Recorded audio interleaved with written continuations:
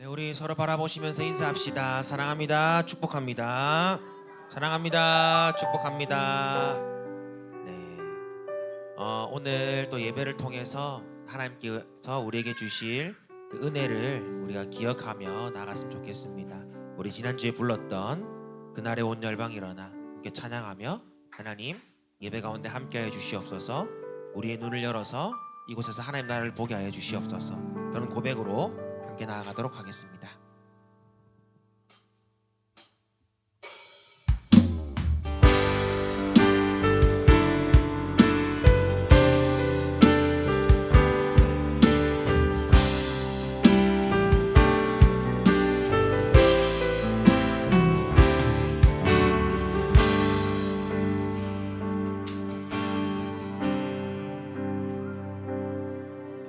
창조주 하나님 내 눈을 여소서. 위대하신 그 계획 볼 수 있게. 하늘이 열리고 참 빛이 비치네. 시온 위에 주 영광 임하시네. 구원의 복된 소식 온 땅 가득 넘치고 큰 기쁨의 노래가 퍼져가네. 구주의 공의가 평화를 부르고 만민 위에 주 성령 임하시네.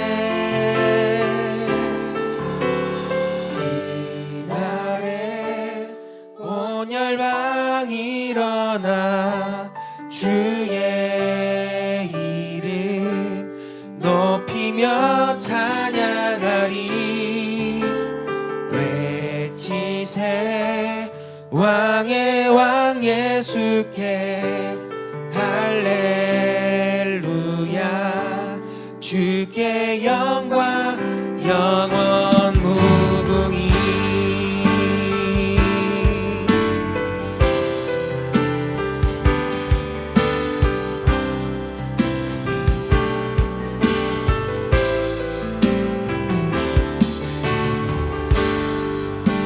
창조주 하나님, 창조주 하나님 내 눈을 여소서.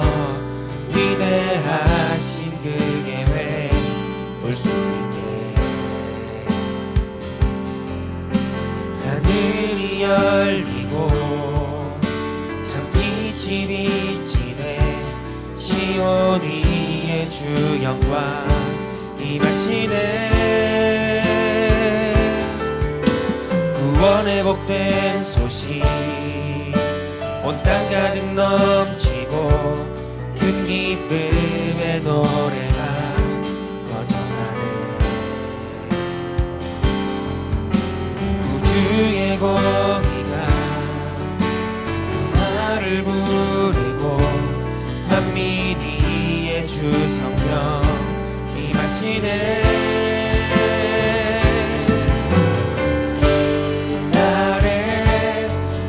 열방이 일어나 주의 이름 높이며 찬양하리. 외치세 왕의 왕 예수께 할렐루야. 주께 영광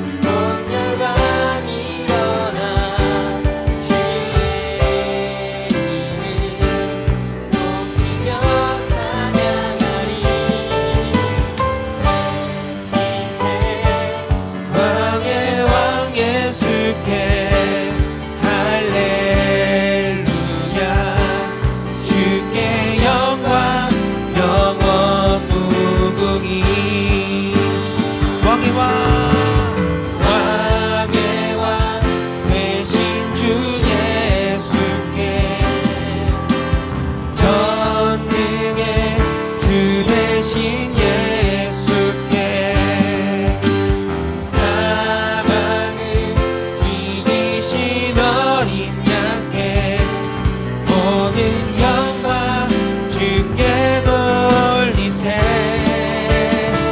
왕의 왕 왕의 왕 되신 주 예수께 전능의 주 되신 예수께 사망을 이기신 어린 양께 모든 영광 주께 돌리세. 우리 목소리를 높여서 그날에 온열방 일어나 주의 이름 높이며 찬양하리.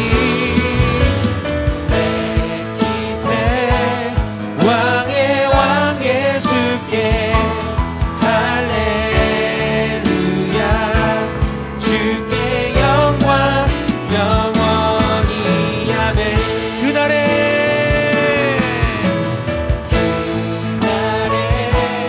온열방 일어나 주의 이름 높이며 찬양하리. 외치세 왕의 왕 예수께 할렐루야 주께 영광 영원히 아멘.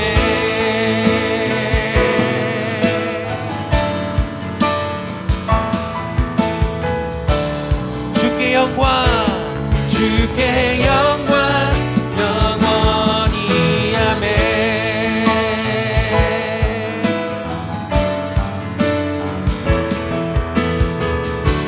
주께 영광 주께 영광 영원히 아멘. 할렐루야. 모든 영광과 존귀가 주님께 있음을 믿습니다. 하나님 오늘도 이 자리 가운데 임재하여 주시고 우리 가운데 우리의 눈을 열어서 하나님 나라를 보게 하여 주시옵소서. 할렐루야.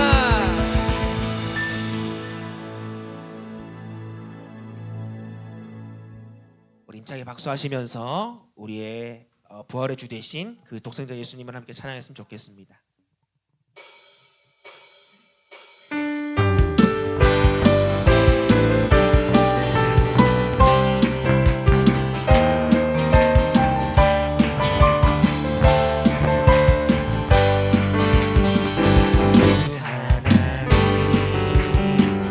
독생자 예수 날 위하여 오시었네.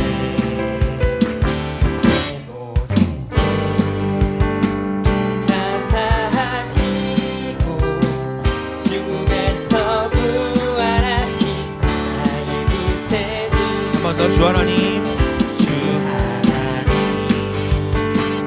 독생자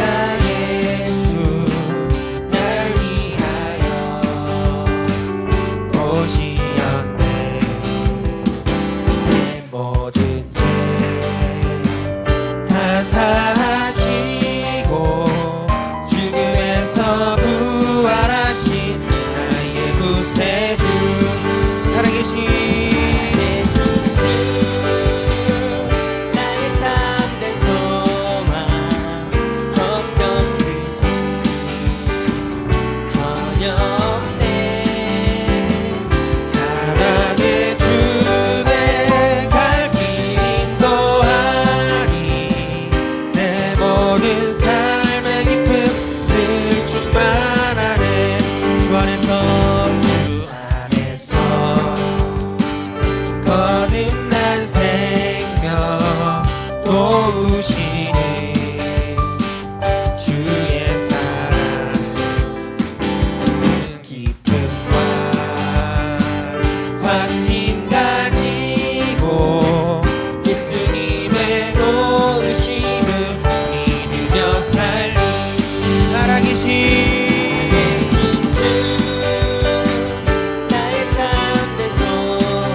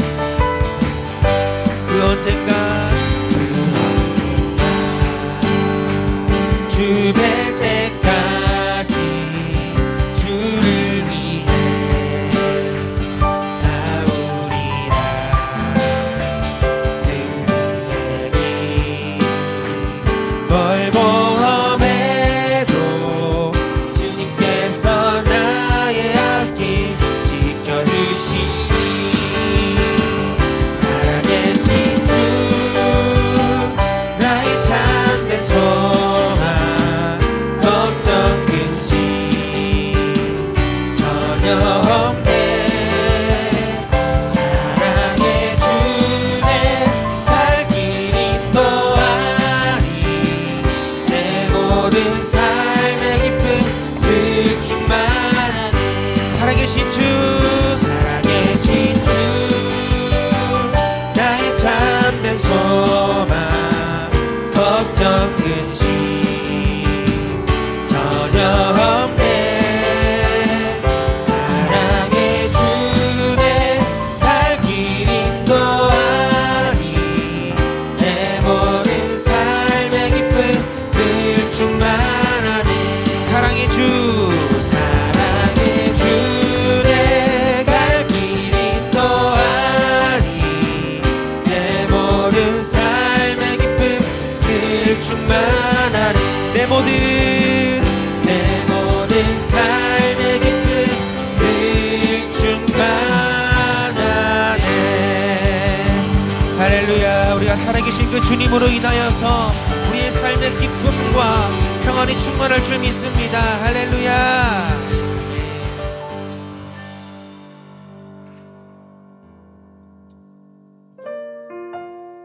오늘도 우리의 일상을 주님께 올려드립시다. 하나님께서 영광 받으시는 그 삶은 화려하고 눈에 띄는 삶보다 우리가 보이지 않는 곳에서도 늘 하나님을 의식하며 우리 일상 속에서 예수님의 사랑과 또 그 은혜를 전하는 삶일 것입니다. 오늘도 하나님 우리가 그 삶을 살길 원합니다. 결단을 가지고 이 찬양 고백하며 나아갑시다.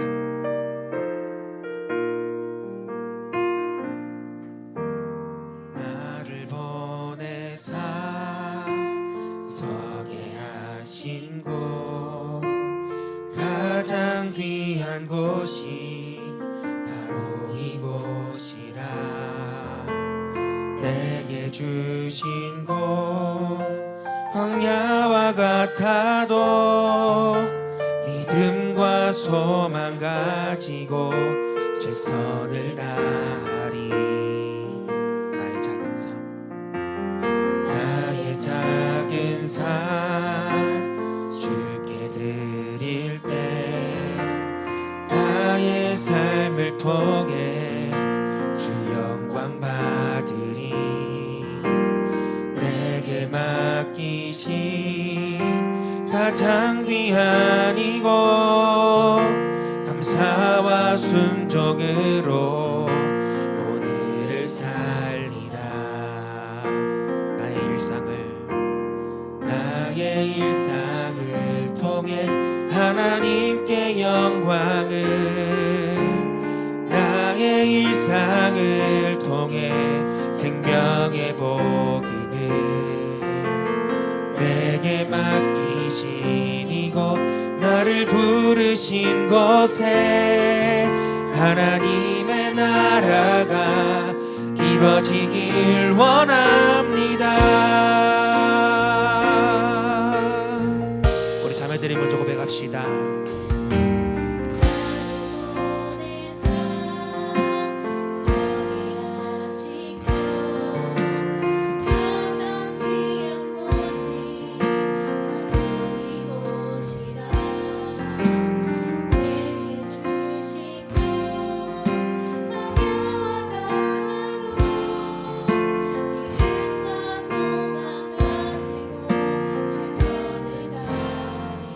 성도들이 고백합시다. 나의 작은 삶 주께 드릴 때 나의 삶을 통해 주 영광 받으리. 내게 맡기신 가장 귀한 이곳 감사와 순종으로 오늘을 살리라. 함께 선포합시다. 나의 일상을 통해 하나님께 영광을, 나의 일상을 통해 생명의 복음을 내게 맡기신 이곳 나를 부르신 곳에 하나님의 나라가 이루어지길 원합니다. 한 번 더 선포합시다. 나의 일상을 통해 하나님께 영광을, 나의 일상을 통해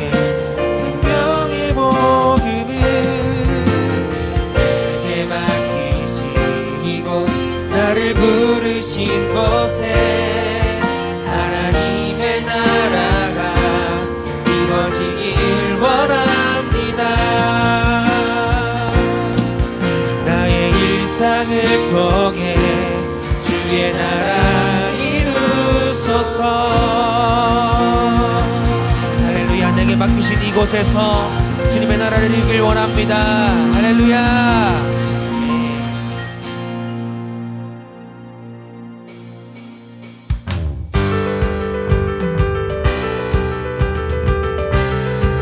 우리 함께 자리에 일어나서 우리 주님을 함께 찬양하며 나아갔으면 좋겠습니다.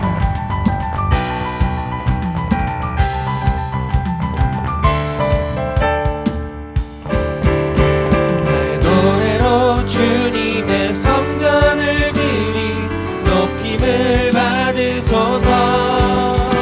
이스라엘의 찬송 중거하신 주님은 거룩하십니다. 주님의 보좌를 만들고 온맘 다해 경배하리. 구름 날개 사이에 임하신 것처럼 내 위에 임하소서. 하나님 우리가 이곳에 섰으니 이 땅을 치유하소서.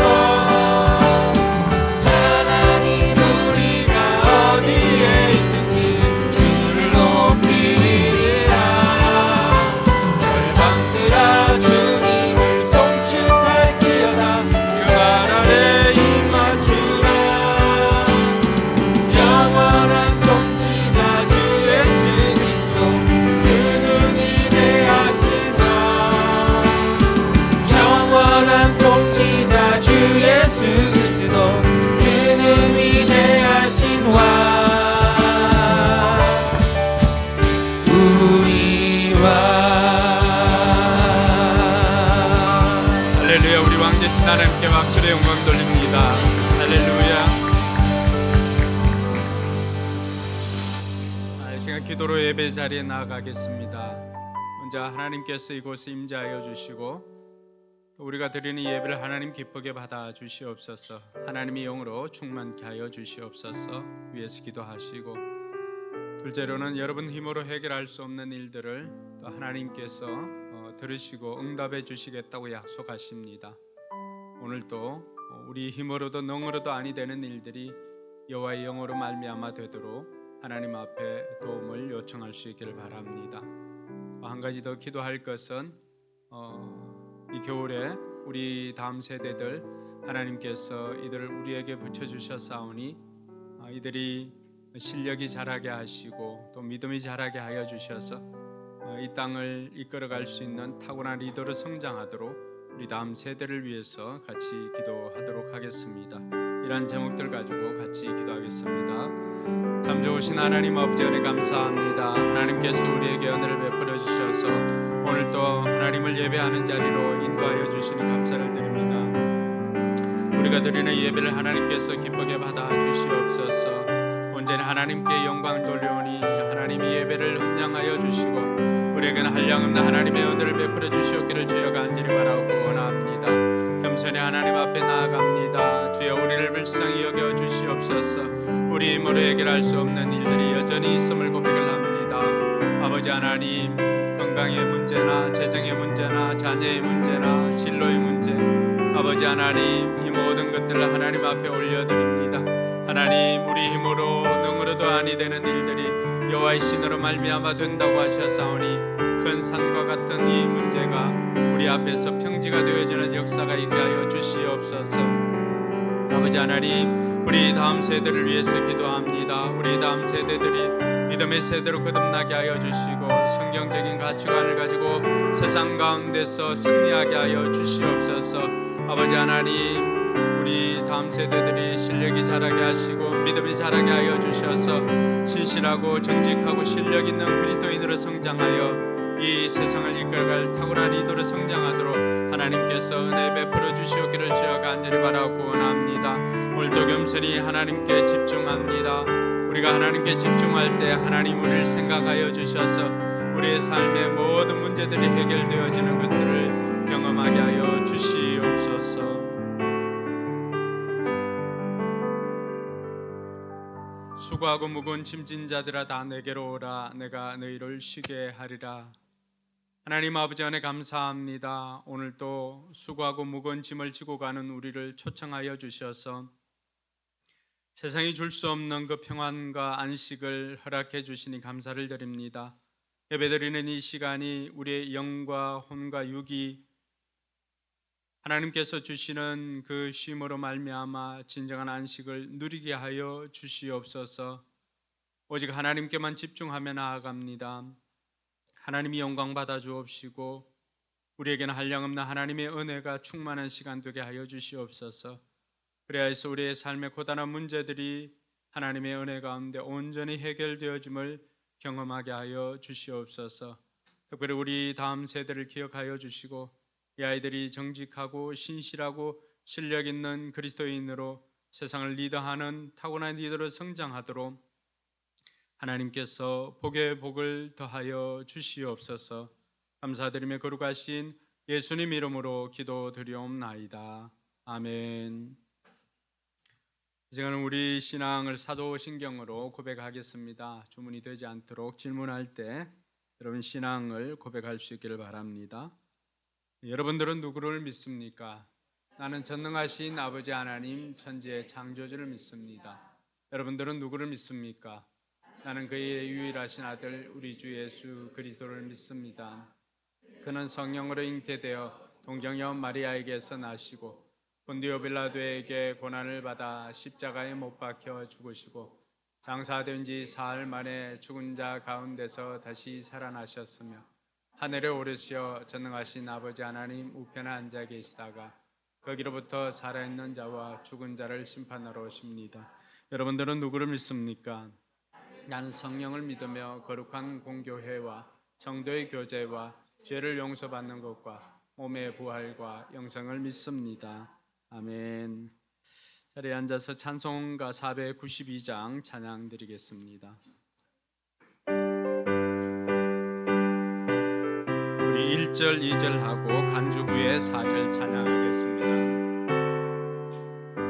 잠시 세상에 내가 살면서 항상 찬송 부르다가 날이 저물어 오라 하시며 영광 중에 나아가리.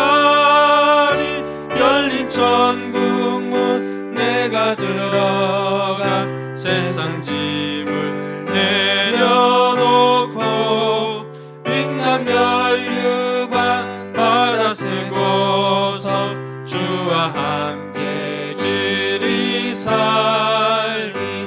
눈물 골짜기 더듬으면서 나의 갈 길 나간 후에 주의 품 안에 내가 안기어 영원토록 살리로다. 열린 천국문 내가 들어가 세상 짐을 내려놓고 빛난 면류관 받아 쓰고서 주와 함께 길이 살리.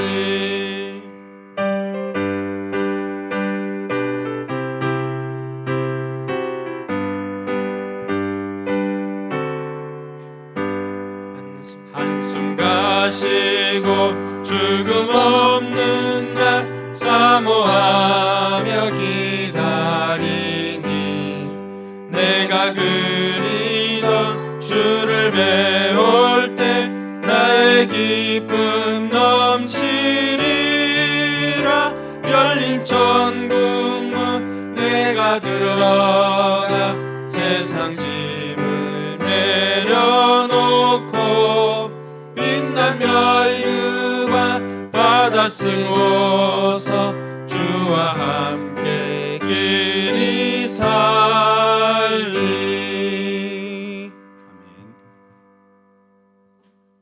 아멘.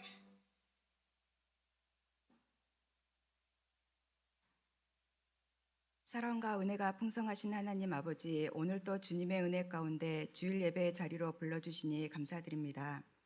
차가운 바람이 불어오는 12월의 끝자락에도 저희의 심령을 따뜻한 사랑으로 덮어주시고 한 해를 무사히 마무리할 수 있도록 인도해 주심에 감사를 올려드립니다.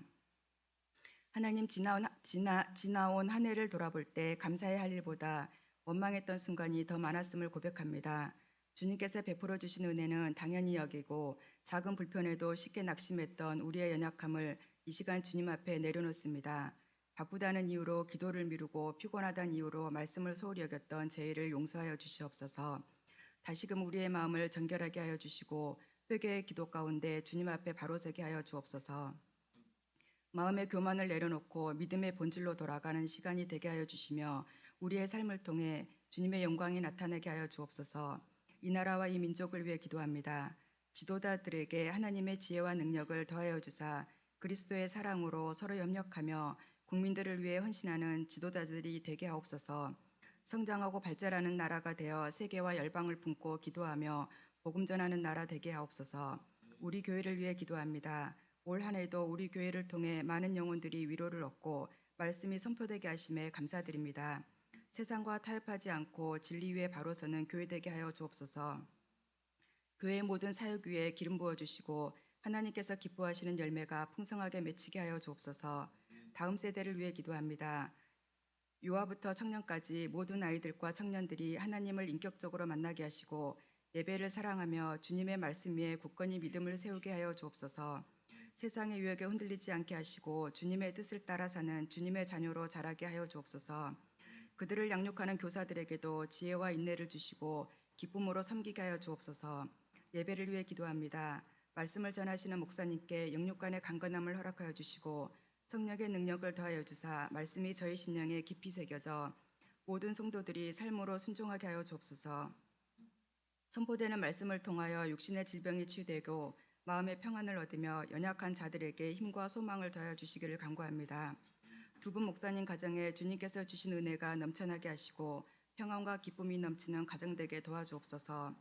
연말을 맞이하여 우리의 마음이 세상의 본주함이 아니라 하나님을 향하게 하시고 감사와 겸손으로 새해를 준비하게 하여 주옵소서. 우리가 드리는 이 기도가 주님 보시기에 향기로운 제사가 되기를 원합니다. 이 모든 말씀 예수님의 이름으로 기도드립니다. 아멘.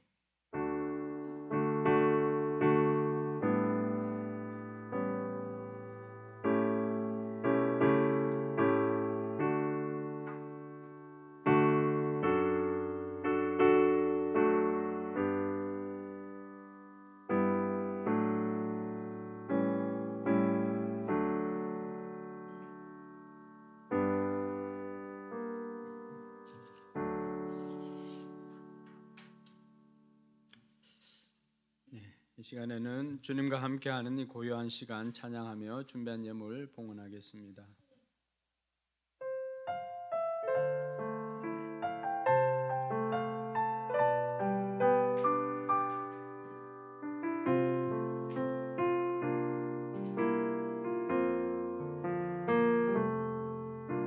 주님과 함께하는 이 고요한 시간 주님의 보좌 앞에 내 마음을 쏟네 모든 것 아시는 주님께 감출 것 없네 내 맘과 정성 다해 주 바라나이다 온 마음 다해 사랑합니다 온 마음 다해 주 알기 원하네 내 모든 삶 당신 것이니 주만 섬기리 온 마음 다해 나 염려하잖아도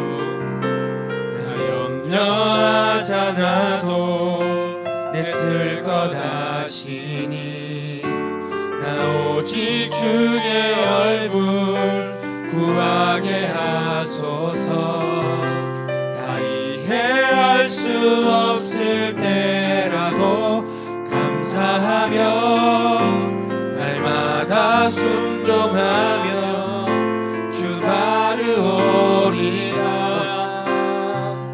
온 마음 다해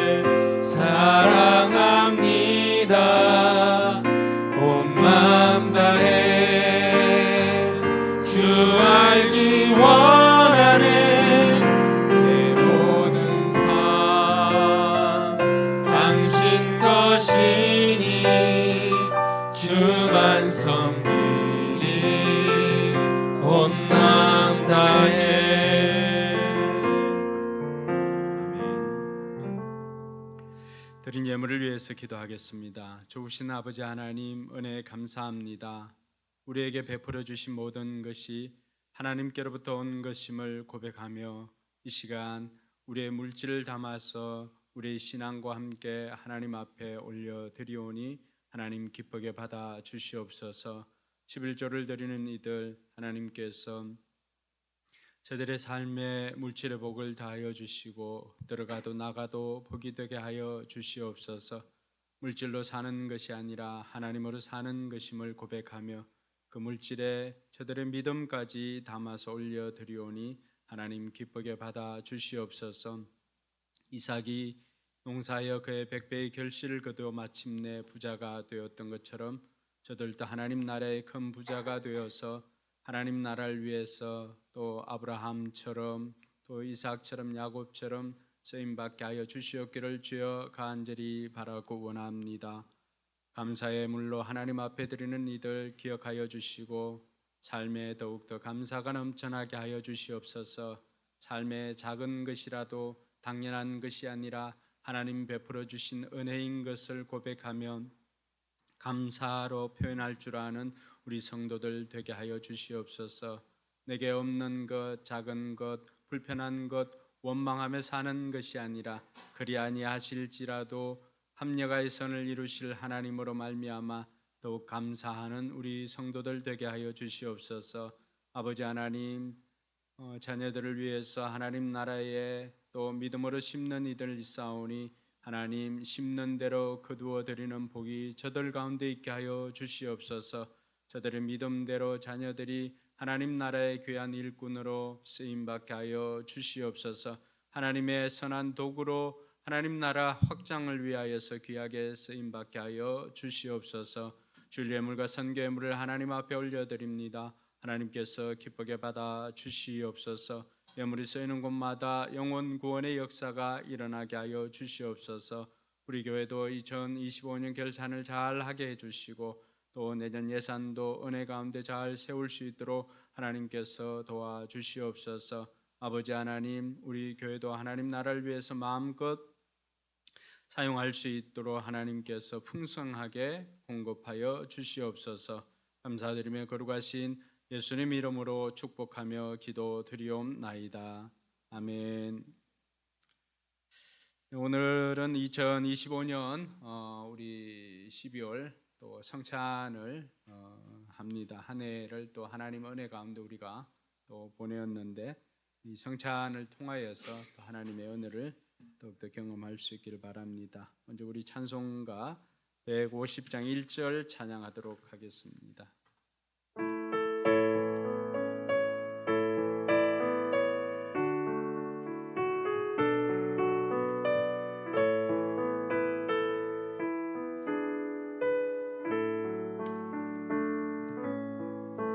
갈보리 산 위에 십자가 섰으니 주가 고난을 당한 표라. 험한 십자가를 내가 사랑하는 주가 보혈을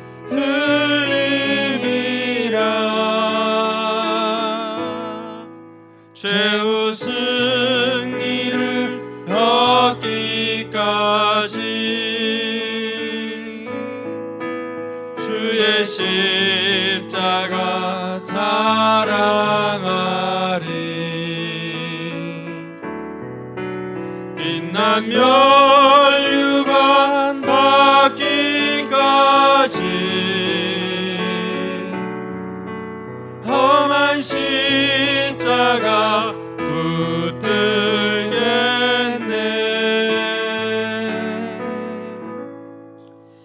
하나님 말씀은 고린도전서 11장 23절에서 26절까지의 말씀입니다.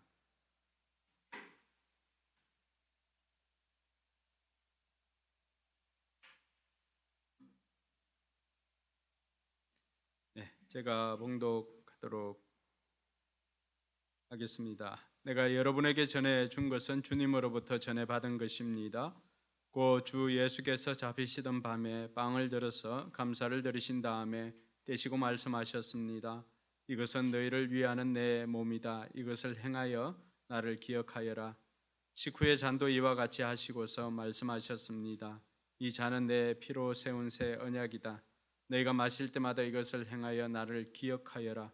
그러므로 여러분이 이 빵을 먹고 이 잔을 마실 때마다 주님의 죽으심을 그가 오실 때까지 선포하는 것입니다. 아멘. 네, 이 예식은 성찬식은 예수님께서 친히 세우신 예식입니다. 그리스도의 죽으심과 부활을 기억하며 성령 안에서 주님과 연합하는 예식입니다. 먼저 우리가 이것을 행할 때마다 주님께서 가르쳐 주신 대로 기억하는 것입니다. 뭘 기억해야 하는가? 날 위해 십자가에 달려 죽으신 예수님의 죽으심과 예수님의 부활을 기억하는 것입니다. 우리가 그 기억을 되살릴 때 우리의 삶이 달라짐을 경험하게 됩니다. 그래서 예수님께서 나를 위한 그 희생이 헛되지 않도록 우리는 이 성찬을 대할 때마다 기억하는 것입니다. 뿐만 아니라 우리는 삶을 조정해야 합니다. 성찬을 대할 때마다 내 삶이 예수님께서 십자가의 죽으심과 부활에서 얼마나 멀어져 있는지 우리는 우리의 삶을 조정해야 할 것입니다. 우리가 성경에서 멀어지면 멀어질수록, 우리가 아버지 집에서 멀어지면 멀어질수록 그 삶은 탕자와 가깝습니다. 누가복음 15장에 탕자의 비유가 나오는데 둘째 아들이 아버지의 집을 떠나갑니다.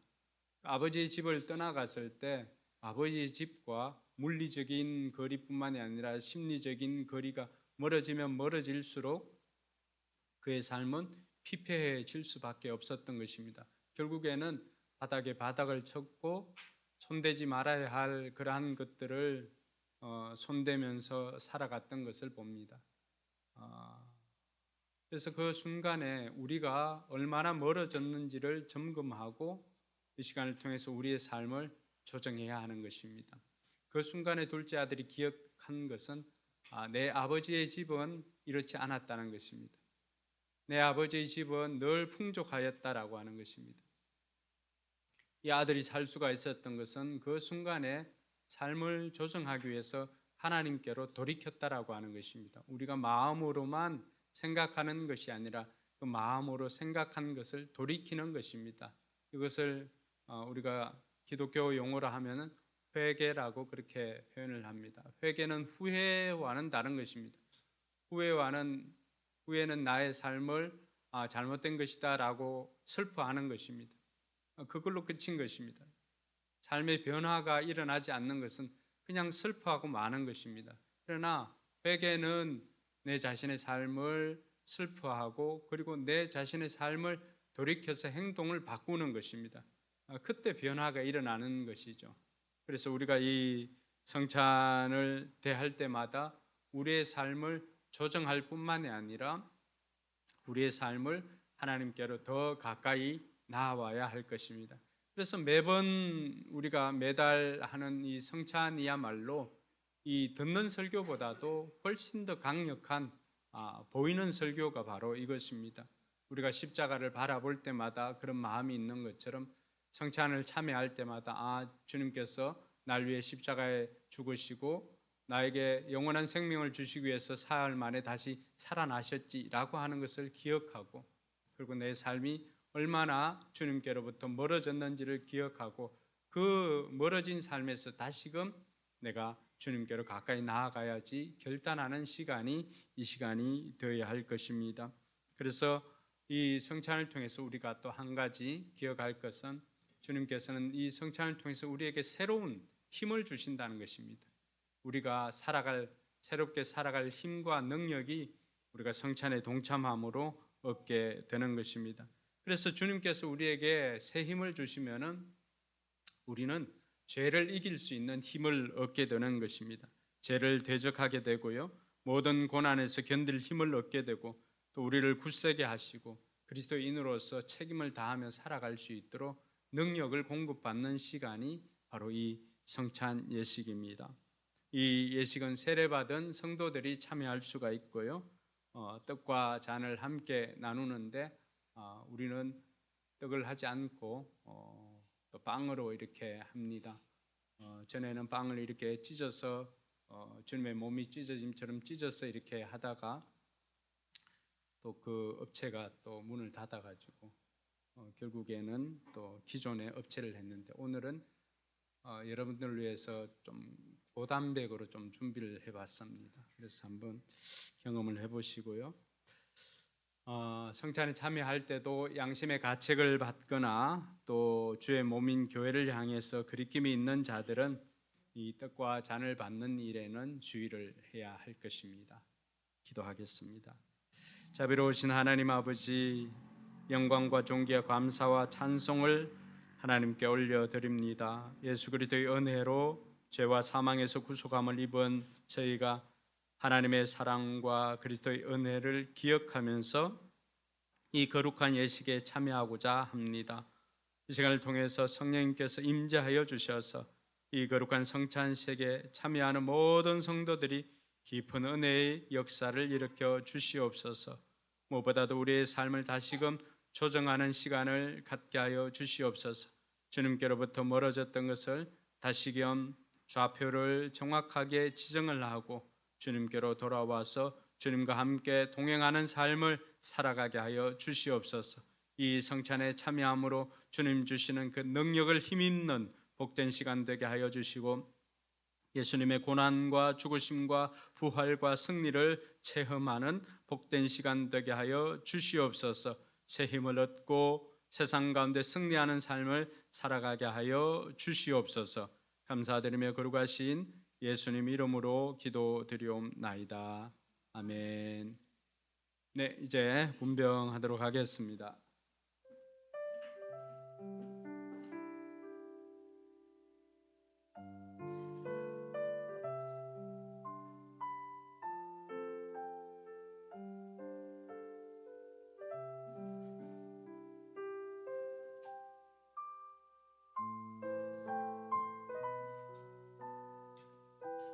기도하겠습니다. 예수님께서 잡히시던 날 밤 떡을 가지고 축사하시고 떼어 제자들에게 주시며 말씀하셨습니다. 받아 먹으라, 이것이 내 몸이니라고 하셨습니다. 주님의 분부하심을 따라 주님의 몸을 기념하는 떡인 줄 알고 우리가 받아 먹기를 원합니다.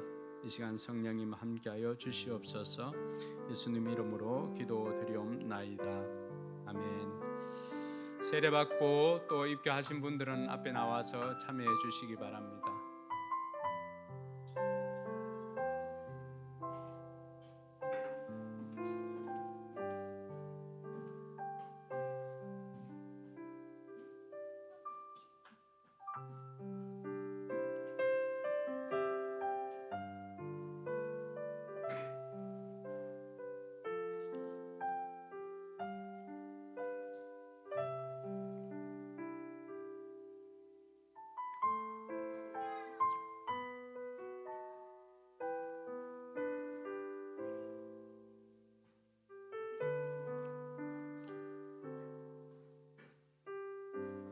예수께서 이르시되 내가 진실로 진실로 너희에게 이르노니 인자의 살을 먹지 아니하고 인자의 피를 마시지 아니하면 너희 속에 생명이 없느니라. 내 살을 먹고 내 피를 마시는 자는 영생을 가졌고 마지막 날에 내가 그를 다시 살리리니 내 살은 참된 양식이요 내 피는 참된 음료로다. 내 살을 먹고 내 피를 마시는 자는 내 안에 거하고 나도 그의 안에 거하나니 살아계신 아버지께서 나를 보내심에 내가 아버지로 말미암아 사는 것 같이 나를 먹는 그 사람도 나로 말미암아 살리라.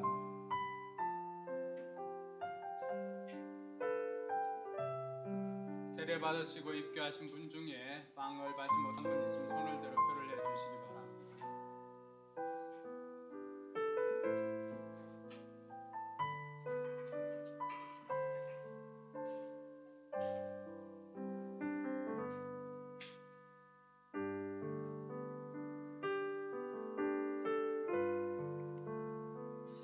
주님께서 또 빵을 나누시고 이어서 잔을 나누었습니다. 이 시간 기도하겠습니다. 우리 주님께서 식후에 잔을 가지고 축사하신 후에 제자들에게 주시며 이 잔은 나의 피로 세운 새 언약이니 이것을 행하여 마실 때마다 나를 기념하라고 하셨습니다. 우리가 이 시간 이 잔을 대할 때 주님의 생명과 연합하는 복된 시간이 되게 하여 주시고 이 잔을 마실 때마다 주님을 기념하는 우리 모든 성도들 되게 하여 주시옵소서. 예수님 이름으로 기도드리옵나이다. 아멘. 빵을 받으신 분들은 나와서 잔을 받아주시기 바랍니다.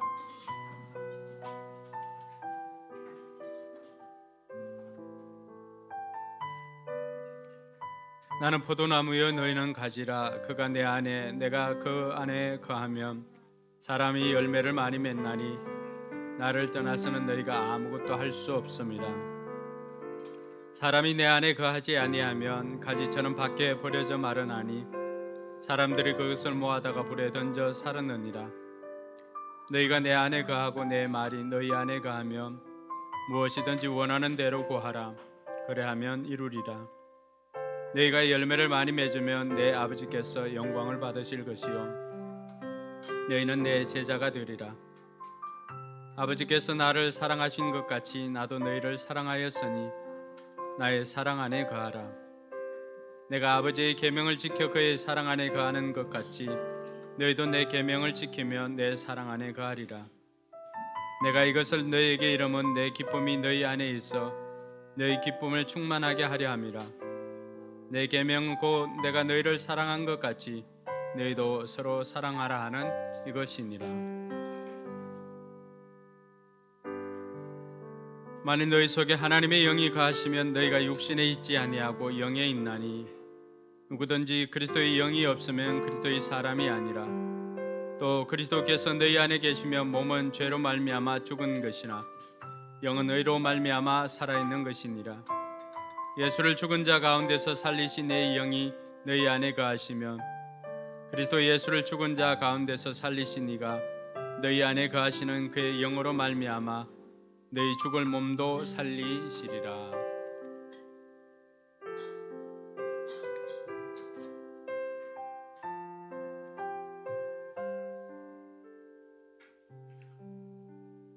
빵을 받고 잔을 받지 못한 분이 있으면 손을 들어 표를 해 주시기 바랍니다.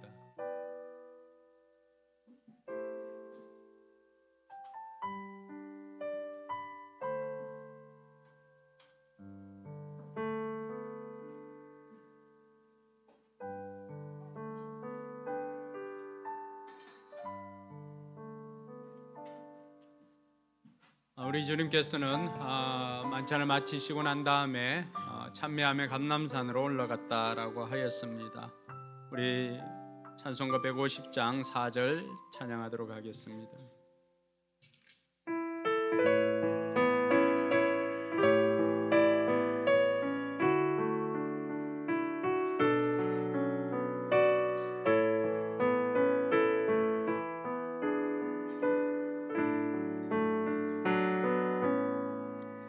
주님 예비하신 나의 본향집에 나를 부르실 그날에는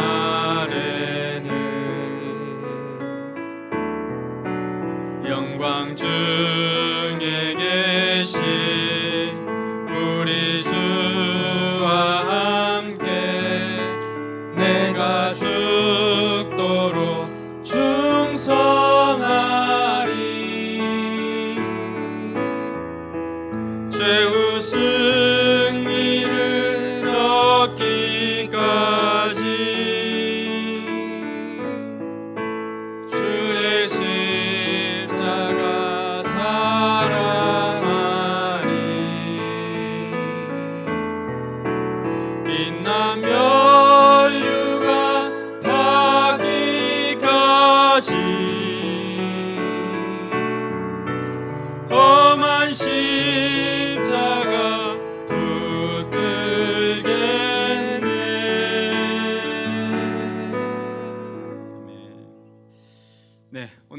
말씀을 듣기 앞서서 먼저 우리 지난주 말씀을 통해서 도전받고 또 결단한 우리 이현선 집사님 나와서 간증하도록 하겠습니다. 네, 우리 나올 때 박수로 격려하도록 하겠습니다.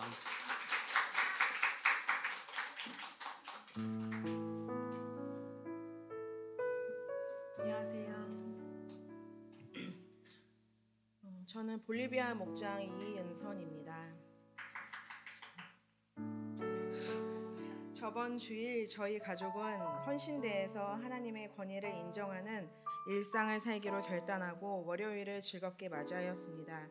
그런데 저녁에 가족 목장을 하고 설거지를 하는데 쿵하는 소리가 들려서 보니 남편이 엎드린 채 얼굴과 다리를 떨고 있었습니다. 뇌에 이상이 없길 바라며 머리 쪽에 한 손, 다리 쪽에 한 손을 올린 채 하나님 제가 다 잘못했습니다. 살려주세요라고 외쳤습니다. 이유도 모른 채 나온 기도였습니다. 몇 분 내에 진정이 되어 안심하고 화장실에 들어가 세면대를 보는데 교만하지 말라는 마음속 음성이 분명하게 귀에 꽂혔습니다. 그리고 한 번이라도 미워하고 원망했던 사람과 상황이 생각나게 하셨습니다.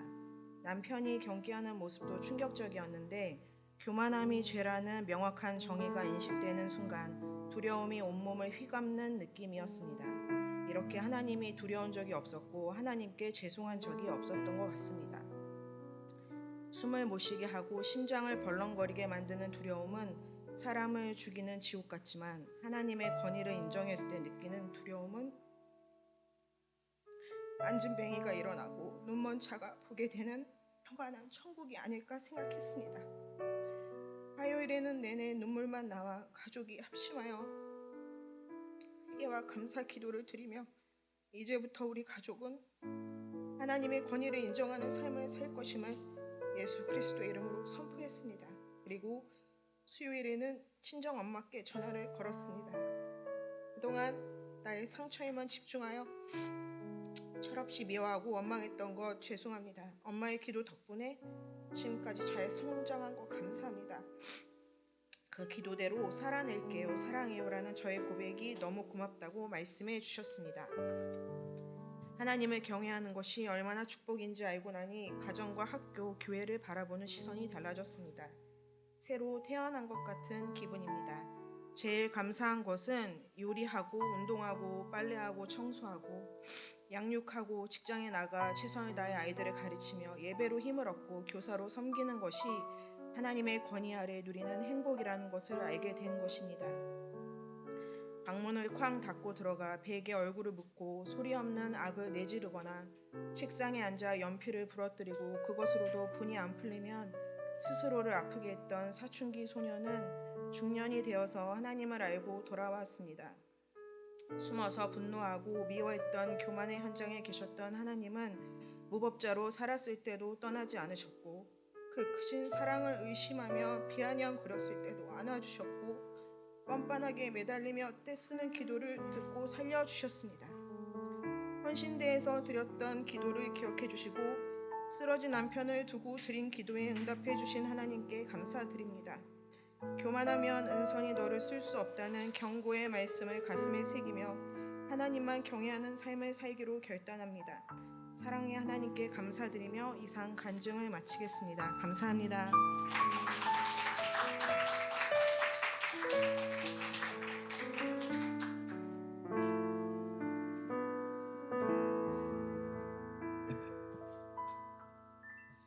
네, 우리가 성령 충만한 삶을 산다라고 하는 것이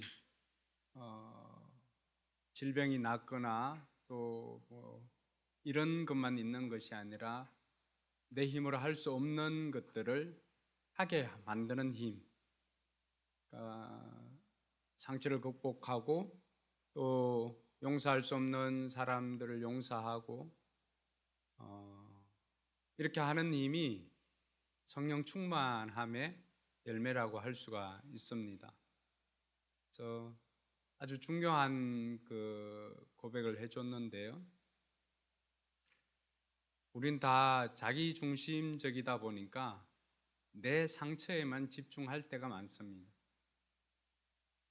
하지만 어느 순간 이 보는 시각을 달리하니까 그때 어머님이 했던 기도나 이런 것들을 깨닫게 되고 그 기도로 말미암아 여기까지 왔음을 알게 되었음을 고백하는 그런 삶의 변화들이 우리로 하여금 성장하고 성숙하게 만드는 것입니다. 오늘 예배 가운데도 그러한 은혜가 우리 가운데 있기를 바라고. 이호전 집사님 몸 괜찮으세요? 네. 곧 우리 성도들 이제 앞에 숫자가 4자고 5자로 바뀌는 분들 건강 관리 잘 하셔야 됩니다. 가장 기본은 예전에 최영기 목사님이 자기 친구 만났는데 최 목사님 커피 마시는 그 친구 율무차를 이렇게 마신다고 하더라고요. 너 왜 율무 마시냐 그래. 몸 생각해서 이거 마신다고. 그러니까 보니까 목사님이 예전 친구를 보니까 그러면서도 술 담배는 다 하더라고 하는 거예요. 그때 한마디 해줬답니다. 가장 기본인 거 끊고 해야지 그거 다 하면서 몸 생각한다고 율무차 마시는 게 너무 이게 앞뒤가 맞지 않잖냐 이런 이야기를 했다라고 합니다. 하여튼 건강 관리들 다들 잘 하시기 바랍니다. 오늘 나간 그 광고 중에 우리가 25일 날 성탄 축하 예배가 있고 그때는 그동안 한 해 동안 우리 삶을 우리가 천국 가서도 상을 받지만 여기서도 또 한 해 동안 수고한 것들 우리가 포커스 어워즈라고 해서 시상을 하도록 하겠습니다. 그리고 이번 칼럼에 썼던 것처럼 성탄절 축하 발표회는 왜 하냐 준비하면서 원망 불평을 했던 사람들 칼럼을 한번 읽어보시면은 왜 이걸 해야 되는지 우리가 잘하는 게 목적이 아닙니다. 여러분들은 한번 생각해 보세요. 여러분들 생일 잔치 이때까지 계속 해왔는데 한 해 쉬면 안 되냐 이렇게 하면은 한 해 쉬고 한번 넘어갔다 생각해 보십시오. 가족들한테 온 원망 이런 거 하지 않겠습니까? 주님은 우리를 원망하지는 않겠지만은 이것이 우리가 주님 우리를 위해서 태어나셨잖아요. 그래서 그 자리를 축하하는 자리고 또 가장 복음을 자연스럽게 전할 수 있는 때가 성탄절이잖아요. 신앙생활하는 많은 분들 중에 성탄절에 교회에 가서 선물 받고 한 그것 때문에 나이 들어서도 신앙생활 하는 분들이 많습니다. 어떻게 보면은 세상을 향한 초대장이라고 할 수가 있는데 잘하는 게 목적이 아닙니다. 어쨌든 우리가 이렇게 하나님 그 성탄을 기억해서 주님께 영광 돌린다는 것 그리고 이때를 통해서 VIP들 초청해서 함께 기뻐한다는 거 이런 거 기억하시고 목장마다 정성껏 준비해가지고 발표를 해주시고 또 가정별로도 이렇게 해주시기 바랍니다. 우리 집은 해마다 이제 반세기가 제일 먼저 한 3, 4월 되면은 성탄절 할까 이거 하자라고 이렇게 이야기를 합니다. 근데 해마다 그렇게 된 적은 없습니다. 다 하여튼 이번에도 좀 하려고 했는데 우리가 도저히 소화가 안 될 것 같아가지고 결국에는 타협을 해서 다른 걸로 하게 됐는데 그렇습니다. 하여튼 잘 준비를 하셔가지고 가족별로도 이 준비하면서 또 가족 목장도 하고 또 하나됨을 경험하게 되니까 잘 준비하셔가지고 이번에도 정말 주님 안에서 기뻐하는 즐거워하는 그런 시간들 가졌으면 좋겠습니다. 네, 시간이 많이 지나갔지만 오늘 하나님께서 우리에게 허락하신 말씀 마가복음 12장 18절에서 27절까지 말씀입니다. 마가복음 12장 18절에서 27절까지의 말씀. 자, 우리 자리에 일어나서 시간이 많이 갔기에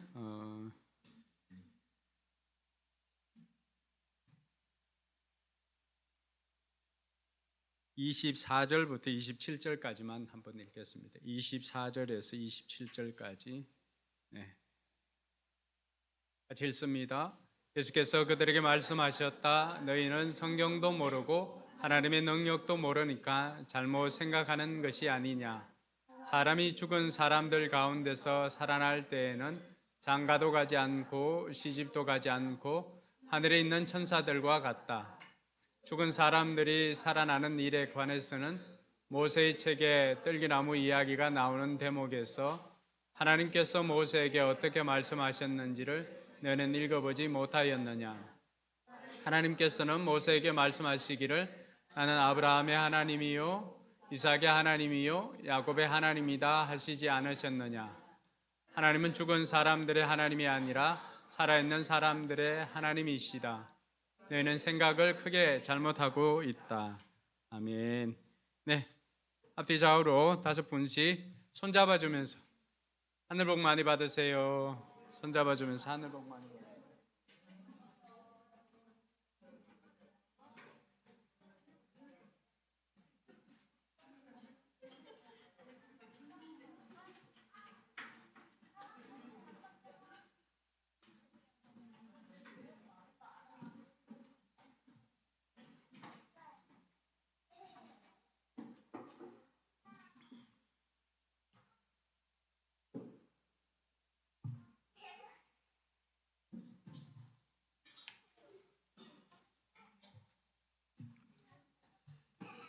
네, 시간이 많이 지나갔지만 그래도 오늘은 우리가 편안하게 말씀을 한번 들어보도록 하겠습니다. 우리가 읽었던 본문은 예수님께서 십자가에 돌아가시기 일주일 전에 있었던 사건들입니다. 복음서 마태, 마가, 누가, 요한 복음을 보면은 내용들은 이렇게 많지만은 예수님의 삶이 골고루 이렇게 분포된 것은 아닙니다. 성경에 예수님께서 어릴 때의 이야기는 누가복음에 잠깐 기록되어져 있고 30대 이전의 삶의 내용은 거의 기록이 되어 있지 않습니다. 대부분은 예수님께서 돌아가시기 일주일 전 이 예루살렘에서의 행적이나 이런 것들을 통해 가지고 그 사건이 우리에게 주는 교훈을 기록하고 있습니다. 특별히 예수님께서 예루살렘에 입성하였을 때 종교적 또 정치적인 지도자들이 예수님께 나와서 예수님께 도전을 하고 또 예수님을 함정에 빠뜨리려고 하는 질문을 함으로 인해 가지고 예수님을 굉장히 압박을 합니다. 우리가 지난 시간에도 살펴보았지만 그 질문 자체가 예수님을 함정에 빠뜨리려고 하는 의도가 너무나 크게 드러나 있기 때문에 대답을 잘못하면은 예수님의 운명이 하루아침에 바뀔 그런 공경에 빠뜨릴 질문들이었습니다. 근데 그러한 아슬아슬한 질문을 하는데도 우리 예수님은 너무나 지혜롭게 그 질문을 답을 하시고 또 질문에 대한 질문을 하심으로 오히려 그들을 공경에 빠뜨리는 것을 우리가 경험을 하였습니다. 특별히 성전 청결 사건 이후에 이들이 계속해서 파도처럼 하나의 파도가 지나가면은 이제 좀 조용할 것 같지만 계속해서 마치 그 서핑할 때 이렇게 기다리는 파도처럼 계속해서 밀려오는 파도처럼 이들이 찾아와서 예수님을 찾아와서 도전하고 하는 것을 봅니다.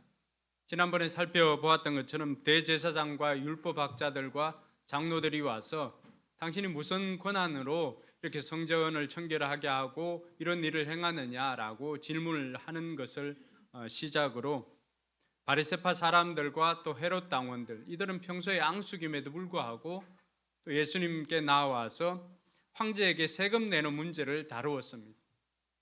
그때도 예수님께서는 아주 지혜롭게 그 질문에 대한 답을 하셨지요.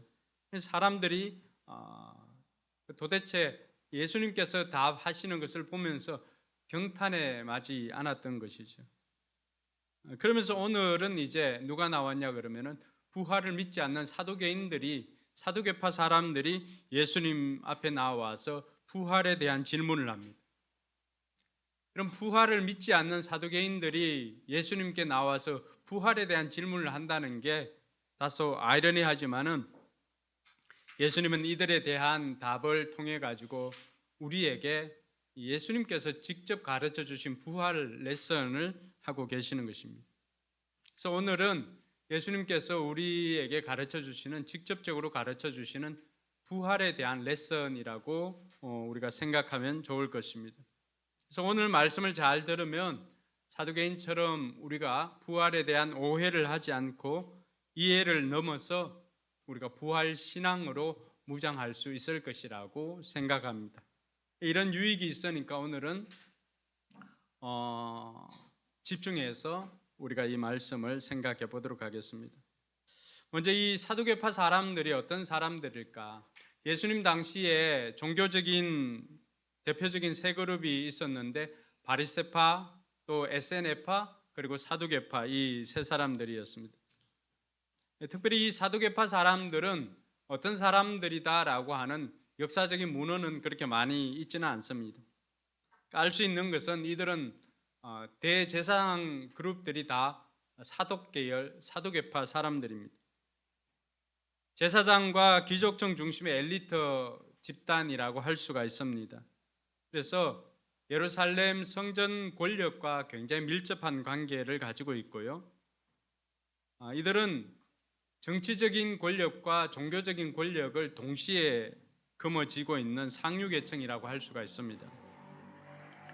그러니까 민중들의 지지는 바리새파 사람들보다는 좀 약합니다. 오히려 바리새파 사람들은 대중들에게는 더 지지를 받았습니다. 근데 이들은 누구와 결탁을 하냐 그러면은 이 로마의 권력층과 결탁을 해서 상당한 부와 특권을 누리게 되었던 것입니다. 하나님을 믿고 종교 의식도 다 행합니다. 근데 이들은 성경 중에서도 모세오경만을 믿습니다. 그 이후의 것들은 뭐 선지서나 이런 것들은 사람의 의견이 많이 들어가 있다고 해서 성경으로 받아들이지를 않습니다. 그러니까 이들 특징을 보면은 기독권으로 살다 보니까 특권을 누리면서 하니까 지극히 세속적이고 세상적이고 현세적이다라고 하는 것을 알 수가 있습니다. 결국 이들은 성전 중심의 다 제사장 계열들이니까 성전 중심의 이들의 삶은 주후 70년에 이 성전이 파괴되어짐과 함께 급속히 사라졌습니다. 이후에는 회당과 율법 중심의 바리새파 사람들이 유대인들의 주류를 이루게 되는 것입니다. 오늘 이들을 소개할 때도 나왔지만 이들은 부활을 믿지도 않고 천사나 또 영의 존재를 부정합니다. 사도행전 23장 8절에 보면은 바울이 자신이 바리새파 사람인 것을 알리면서 사두개인들을 향하여서 부활도 믿지 않고 천사의 존재나 또 영의 존재를 부정한다고 그렇게 말하고 있습니다. 오늘 또 이들을 소개하는 18절에 보면은 이들은 부활이 없다고 주장한다라고 그렇게 말합니다. 우리 18절 같이 한번 읽어볼까요? 부활이 없다고 주장하는 사두개파 사람들이 예수께 와서 물었다. 이 사람들이 예수님께 와서 뭘 질문을 했을까요? 그러니까 이들은 예수님께 나와서 선생님, 모세가 써준 법에 보면은 사람의 형이 자식이 없이 아내를 두고 죽게 되면은 그 동생이 아내를 취하여서 형을 위하여 자식을 낳아 주어야 한다고 했습니다. 그러면서 이제 예를 듭니다. 한 집에 형제가 7이 있었는데 마지가 결혼해서 아내와 결혼해서 사는데 자식을 낳지를 못하고 이 마지가 죽어버렸습니다. 그러면은 둘째가 이어서 형제의 대를 이어서 그 형수와 결혼을 하게 되는 것이죠. 근데 둘째도 셋째도 넷째도 다섯째도 여섯째도 마지막 7째도 자식을 낳지 못하고 다 죽어버렸습니다. 그리고 마지막에는 이 아내도 여자도 죽게 되었습니다. 이 사람들의 궁극적인 질문이 뭘까요? 23절 우리 같이 한번 읽어볼까요? 23절 시작. 그들이 살아날 부활 때 그 여자는 그들 가운데 누구의 아내가 되겠습니까? 일곱이 모두 그 여자를 아내로 맞아들였으니 말입니다. 여러분들은 이 질문이 어떻다고 생각합니까? 우리가 생각할 때는 뭐 이런 황당한 질문을 할 수가 있는가 싶겠지만은 이들에게는 형사 취수 제도라고 하는 그런 제도가 있었습니다. 무엇인가 하면은 지금 이 사두개인들이 나와서 인용하고 있는 것은 신명기 23장 5절에 있는 그 신명기 말씀을 인용한 것이거든요. 그러니까 하나님께서 이스라엘 백성들이 각 지파별로 땅을 분배해 주었잖아요. 그 땅을 분배를 해주고 난 다음에 어떤 한 지파라도 그 땅을 잃게 되면은 그 다음에 다른 사람들이 그걸 회복해 줄 수 있도록 하는 제도를 만들었습니다. 또 그리고 형이 만약에 결혼을 해서 자녀가 없으면은 동생이 결혼해서 아이를 낳게 되면은 그 아이는 형님 이름으로 형님의 자녀가 되는 것입니다. 왜 이것을 하게 됐냐 그러면은 대가 끊어지면 안 되니까. 그래서 이런 것들을 이어가기 위해서 이걸 계대 결혼이라고도 하고 또 형이 사망했을 때 형수를 취하는 형사 취수 제도라고 이런 이름으로 제도가 있었던 것입니다.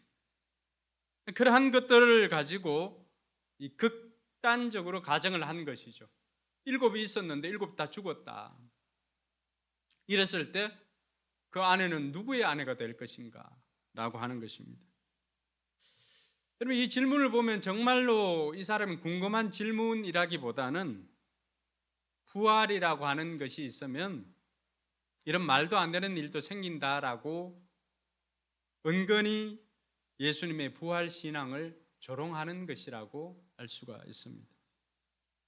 이들은 부활을 너무 현세적으로 생각을 했고 부활에 대한 오해를 하게 되었던 것입니다. 예수님께서 이 사람의 이런 황당한 질문에 뭐라고 대답하십니까?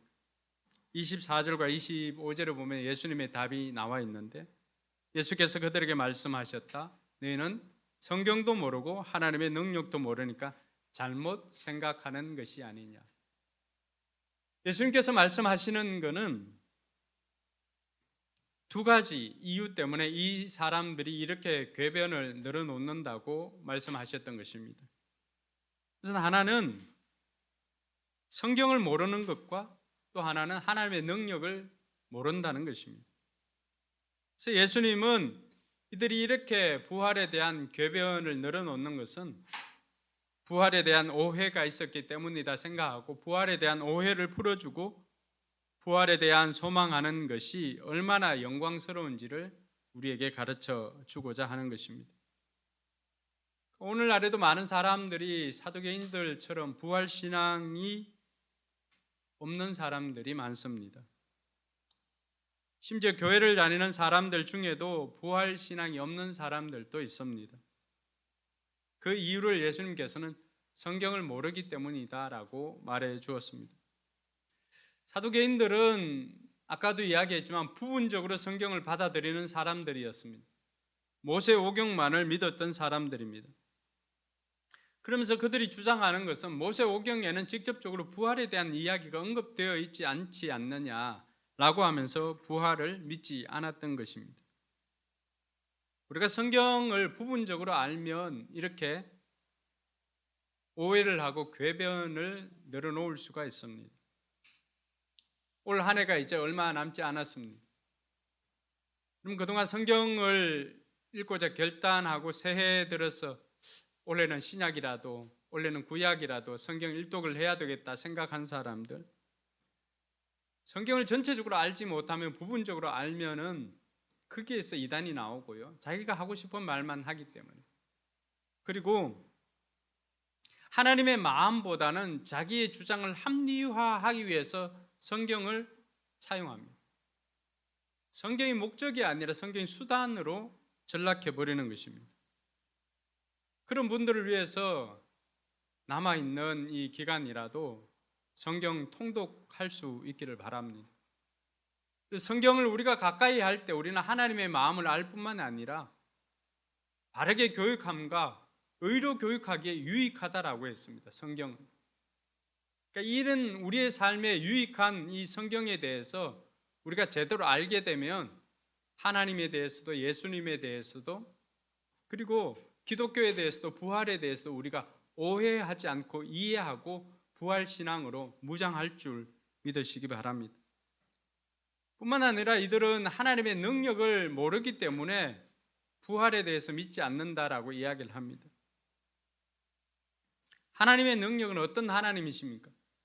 죽은 자를 살리시고 없는 것을 있게 하시는 하나님입니다. 그러니까 하나님의 능력을 사두개인들은 자기 수준으로 제한을 했던 것이죠. 우리가 성경과 하나님의 능력을 신뢰하지 않으면 우리 또한 이 부활신앙 없이 궤변을 늘어놓을 수도 있다라고 하는 것을 이 사두개인들을 통해서 우리가 다시 한번 알게 되었습니다. 그러니까 이러한 사람들을 통하여서 오늘 예수님께서 레슨해 주는 부활에 대한 레슨, 그 첫 번째는 어떤 것인가? 부활은 전혀 다른 차원의 삶이다라고 하는 것입니다. 이들이 오해하고 있는 것을 예수님은 바로 잡아주면서 부활에 대한 레슨을 시작하셨습니다. 오늘 25절 말씀에 보면은 사람이 죽은 사람들 가운데에서 살아날 때, 즉 부활할 때죠. 같이 한번 읽어봅니다. 시작. 사람이 죽은 사람들 가운데서 살아날 때는 장가도 가지 않고 시집도 가지 않고 하늘에 있는 천사들과 같다. 여기에 보면은 부활은 이 땅에서의 삶과는 전혀 다른 새로운 차원의 삶인 것을 예수님께서 말씀해 주십니다. 사두개파 사람들은 부활을 현세의 삶의 복사본이라고 카피본이라고 생각했던 것입니다. 그러니까 결혼, 소유, 지위, 관계 이런 것들이 그대로 유지된다고 생각했던 것이죠. 그러니까 그들은 부활을 믿지도 않았지만 부활이 있다면 이러한 현세적인 삶이 그대로 연장될 것이다라고 생각했던 것입니다. 예수님께서는 이런 오해를 풀고 레슨을 시작하셨던 것이죠. 여러분, 결혼이 필요한 것은 이 땅에서의 생존과 번성을 위한 제도로서 결혼을 두신 것입니다. 근데 부활의 세계는 뭐가 없을까요? 부활은 죽음이 없습니다. 그럼 결혼이 필요할까요? 결혼을 통한 생산이 더 이상 필요 없게 됩니다. 그러니 장가도 시집도 결혼도 없는 것입니다. 그러니까 요한계시록의 어린 양 혼인잔치로 결혼이 마무리가 되는 것입니다. 아직 결혼하지 않는 우리 청년들, 천국에 가서는 결혼이 없어요. 이 땅에서 유일하게 이 땅에서 경험할 수 있는 것이 결혼이니까 잘 생각하시기 바랍니다. 예수님께서 가르쳐 주신 거예요. 뭐예요? 장가도 가지 않고 시집도 가지 않는다. 결혼이 없다라고 하는 것이죠. 그러면서 또 하나 가르쳐 주시는 것이 있지요. 25절에 보면은 뭐라고 말합니까? 하늘에 있는 천사들과 같다라고 했습니다. 천사가 되는 것 아니에요. 우리가 천사가 되는 거 아닙니다. 비유입니다. 천사들과 같다라고 한 것입니다. 우리는 천사도 흠모할 만한 사람들입니다. 천사와 같다라고 하는 것은 무엇인가? 이 세상의 삶처럼 인간들 삶처럼 관계 중심이 아니라 천사처럼 하나님 중심의 삶을 살게 될 것임을 말하고 있습니다. 천국이라고 하는 것은 우리가 이 세상에서의 사는 관계가 변함없이 지속되는 것이 아닙니다. 그렇다고 해서 이 세상의 관계가 다 잊혀지고 무효화되는 것도 아닙니다. 이 세상에서 나누었던 부부간의 사랑, 자녀를 향한 사랑, 부모를 향한 사랑, 친구와의 우정은 그대로 존재를 합니다. 그럼 어떻게 천사들처럼 하나님 중심으로 살게 되느냐? 그곳에서 따뜻한 인간의 사랑보다는 비교가 안 되는 하나님의 사랑을 맛보니까 우리가 이 땅에서 했던 인간적인 그런 사랑이나 관계나 이런 것들이 별로 중요하게 여기지 않게 되더라고 하는 것입니다. 좀 더 피부에 와닿도록 제가 예를 들어 설명을 해줄게요. 화평이는 고등학교 때 친구들이 굉장히 많았습니다. 친한 친구들도 많았고요. 늘 붙어 다니면서 생활을 했습니다. 여행도 같이 다니고 게임도 하고 축구도 하고. 근데 어느 날부터인가 친구들과 만나는 빈도수가 점점 줄어들었습니다. 친구들이 전화해도 약속 있다고 해서 나가지도 않고 이렇게 합니다. 무슨 일이 생길까요? 애인이 생겼기 때문입니다. 여러분, 애인이 생겼다고 해서 옛날 친구들이 싫어지고 미워진 것은 아니죠. 애인하고 사랑에 빠지니까 친구들과의 사랑이 굉장히 밋밋해진 거예요. 그러다 보니까 그 빈도수나 강도나 이런 것들이 점점 희미해지는 것이죠. 반면에 애인과의 사랑은 점점 빈도수가 많아지고 강도도 높아지는 것이죠. 천국에서 우리의 삶이 이렇다는 것입니다. 우리는 이 땅에서 하나님의 사랑에 대해서 간접적으로 때로는 경험을 하고 이렇게 하다 보니까 정말 하나님의 사랑이 어떤 것인지 이 땅에서 잠시 경험하는 것과는 비교할 수 없는 사랑을 천국에서는 경험하게 됩니다. 그 사랑이 너무 좋다 보니까, 그 사랑이 너무 깊다 보니까 이 세상에서 맺었던 부부간의 사랑, 자식들과의 사랑, 친구들과의 사랑, 이런 것들이 애인이 생겼을 때 빈도수가 점점 약해지고 밋밋해지는 것처럼 여전히 존재하기는 하지만은, 그러나 더 뜨거운 하나님의 사랑을 경험하다 보니까 그 사랑에 집중해서 인간적인 관계, 이런 관계보다도 하나님 중심의 삶을 살아가게 되더라고 하는 것입니다. 이것이 주님께서 우리에게 가르쳐 주시는 부활에 대한 레슨 첫 번째입니다. 부활은 우리가 전혀 다른 차원의 삶을 살게 될 것을 말합니다. 그러니 성경이나 하나님의 능력에 대해서 알지 못했던 사두개파 사람들은 오해할 수밖에 없었던 것입니다. 그래서 우리가 천국 가면은 하나님의 사랑에 빠지게 되니까 우리가 이럴 수가 있습니다. 관계가 사라지는 것이 아니라 관계가 완성되어지는 것이 천국이고 부활인 것을 우리가 믿어야 할 것입니다. 둘째로는 예수님께서 이들에게 가르쳐 주시는 그 부활 레슨 두 번째는 뭐냐 하면은, 이들이 성경을 알지 못하니까 모세오경 부분적으로만 믿었기 때문에 성경에 대한 오해가 있었던 것이죠. 그래서 이 성경에 대한 오해를 넘어서 이해를 시켜주는 것입니다. 뭘로 했을까요? 이들은 모세오경만을 믿었던 사람들 아니겠습니까? 근데 예수님께서는 이들이 믿고 있는 모세오경을 가지고 이들이 성경에 대해서 오해하고 있다라고 하는 것을 논증하기 시작했던 것입니다. 모세오경을 비롯해서 구약 곳곳에도 부활신앙이 들어가 있습니다.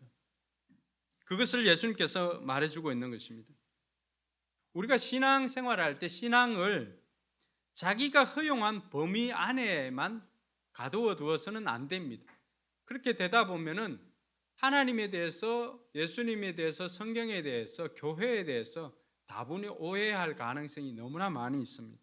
왜냐하면은 내가 알고 있는 것에서 벗어나면은 틀렸다고 생각하기 때문에 그렇습니다. 이들도 마찬가지였거든요. 사두개파 사람들도 곳곳에 부활신앙이 들어있음에도 불구하고 자기 생각을 가지고 있었기 때문에, 성경을 알지 못했기 때문에, 부분적으로 알기 때문에 성경에 대한 오해, 부활에 대한 오해를 하였던 것입니다. 그래서 우리 역시도 신앙을 내가 허용한 범위 안에만 가둔다면 우리는 성령의 능력도 하나님에 대해서도 예수님에 대해서도 제대로 알지 못하게 되더라고 하는 것입니다. 여러분 한번 생각해 보십시오. 하나님이 다 이해가 되고 예수님이 다 이해가 되고 성령님이 다 이해가 된다면 그 순간 여러분은 누구의 자리에 있는 것입니까? 여러분이 하나님이에요. 그래서 우리는 그렇게 하나님을 다 이해할 수가 없습니다. 성령님에 대해서도 뭐라고 표현합니까? 바람이 임의로 불고 임의로 오는 것을 보면서 바람이 있는 것을 우리가 아는 것이지, 성령님도 이러하다라고 했습니다.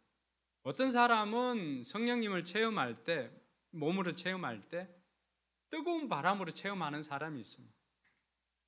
그래서 예전에 이 성령 사역할 때 이렇게 보면은 그 체험한 건 사람이 너무 뜨거우니까 이 벽에 붙어가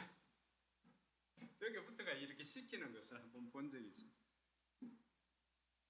근데 어떤 경우에는 여기 머리부터 이 뒤쪽까지요, 시원한 바람이 이렇게 쑥 훑어가는, 이 머리 쭉 펴서는 그런 적이 아니라 시원한 바람이, 정말로 시원한 바람이 이렇게 훑고 지나가는 그런 느낌도 있습니다. 내가 성령님은 불이야, 뜨거운 분이야 라고만 생각했다면 이것은, 이런 경험은 뭡니까? 잘못되었다고 판단하기가 쉽죠. 우린 다 알지 못하면, 우리가 다 안다면 우리는 하나님 수준이죠. 그러니 기도 응답을 내가 원하는 때, 내가 원하는 방식으로, 내가 원하는 곳에서 받는다라고 하는 것, 그것은 우리가 하나님 수준으로 가는 것이죠. 그게 아닙니다. 우리는 언제든지 내 뜻대로 되지 않아도 하나님 뜻대로 되어짐을 생각하고 감사할 줄 알아야 합니다. 그래서 내가 원하는 때가 아니라 하나님께서 원하는 때, 하나님께서 원하는 곳에서 하나님이 원하는 방식으로 하는 것이 성경대로의 삶인 것을 믿으시기 바랍니다. 그래서 예수님께서는 부활에 대해서 설명을 할 때, 부활은 두 번째는 하나님의 자기 계시에서 출발한다라고 그렇게 말해주고 있는 것입니다. 우리 26절에서 27절 같이 한번 읽어볼까요? 죽은 사람들이 살아나는 일에 관해서는 모세의 책에 떨기나무 이야기가 나오는 대목에서 하나님께서 모세에게 어떻게 말씀하셨는지를 너는 읽어보지 못하였느냐? 하나님께서는 모세에게 말씀하시기를 난 아브라함의 하나님이요 이삭의 하나님이요 야곱의 하나님이다 하시지 않으셨느냐? 하나님은 죽은 사람들의 하나님이 아니라 살아있는 사람들의 하나님이시다. 너희는 생각을 크게 잘못하고 있다. 여기 보면은 나는 아브라함의 하나님이요 이삭의 하나님이요 야곱의 하나님이다 라고 하는 것, 여기 사용한 동사가, 시제가 뭐예요? 과거가 아니라 현재지요.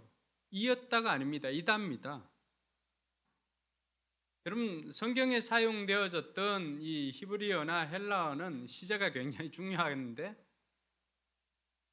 이 시제를 사용하는 것으로 인해서 아브라함이나 이삭이나 야곱, 죽은 자들의 하나님이 아니었다라고 하는 것입니다. 그러면서 하나님은 죽은 사람들의 하나님이 아니라 살아있는 사람들의 하나님이시다라고 이야기를 하면서 예수님께서는 그들의 생각이 크게 잘못되었음을 이야기를 합니다. 지금 모세에게, 이때 당시 모세는 하나님에 대해서 알지 못하였거든요. 사두개파 사람들이 야, 떨기나무, 모세를 부르신 그 떨기나무 그 장면 너희들이 읽어보지 못했냐? 그게 어떻게 나오냐? 하나님이 어떤 하나님으로 나오냐? 살아계신 하나님으로 나오지 않느냐라고 하는 것입니다. 출애굽기 3장 6절에 하나님이 또 말씀하셨다. 나는 너희 조상 아브라함의 하나님, 이삭의 하나님, 야곱의 하나님이다. 모세는 하나님 뵙기가 두려워서 얼굴을 가렸다. 하나님께서 모세에게 나타날 때 모세는 하나님에 대해서 잘 알지를 못했습니다. 하나님은 나는 아브라함의 하나님, 이삭의 하나님, 야곱의 하나님이다라고 할 때는 거기에는 나는 언약의 하나님이다라고 표현하는 것입니다. 사람과 사람 사이의 계약을 그냥 계약이라고 하지만 사람과 하나님 사이의 계약을 우리는 언약이라고 합니다. 근데 이 언약을 좀 더 그 원문 가까이 해석하면은 피로 맺은 약정이다라고 그렇게 설명할 수가 있습니다. 근데 하나님의 언약은, 사람들과의 계약은 거의 죽음으로 끝나지만은 하나님과의 언약은 죽음으로 끝나지 않습니다. 영원히 이어지게 됩니다. 우리 인생이 죽음으로 끝난다고 한다면 아브라함과 이삭과 야곱과 한 약속도 굉장히 공허하게 됩니다. 물론 자손들에게 이루어졌으니까 되겠지라고 생각할 수도 있지만, 근데 언약의 하나님은 아브라함과 약속해 주었는 것을 아브라함이 볼 수 있도록 허락해 주었습니다. 그러면 하나님께서 아브라함에게 약속한 것이 뭡니까? 100세의 아들을 낳을 것이다 라고 하는 것이었습니다. 이미 그때 아내 사라는 어땠습니까? 생리가 끊어지니까 더 이상 생산 능력이 없습니다. 근데 하나님께서는 너의 몸에서 태어날 아이가 상속자가 될 것이다 라고 하면서 데리고 나가서 하늘의 별을 보라고 했습니다. 내 자손이 이렇게 될 것이다 라고 약속해 주었죠. 창세기 15장에 보면 그 순간에 아브라함이 하나님을 믿었다라고 이야기를 했습니다. 아브라함이 하나님을 믿으니 하나님께서 그것을 의로 여겼다라고 표현한 내용이 나옵니다. 여러분, 아브라함이 하나님을 믿었다라고 했을 때 아브라함이 믿은 하나님은 어떤 하나님이었을까요? 바울이 로마서 4장의 그 힌트를 우리에게 줍니다. 로마서 4장 17절에 보면은 아브라함이 어떤 하나님을 믿었는지를 설명해 주고 있습니다. 로마서 4장 17절 같이 읽습니다. 이것은 성경에 기록된 대로 내가 너를 많은 민족의 조상으로 세웠다 함과 같습니다. 이 약속은 그가 믿은 하나님, 다시 말하면 죽은 사람들을 살리시며 없는 것들을 불러내어 있는 것이 되게 하시는 하나님께서 보장하신 것입니다. 할렐루야.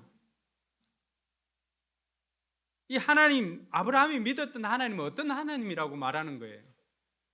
그가 믿은 하나님 하면서 다시 말하면 하고 그가 믿은 하나님에 대해서 설명을 해주잖아요. 다시 말하면 죽은 사람들을 살리시며 없는 것을 불러내어 있게 하시는 하나님.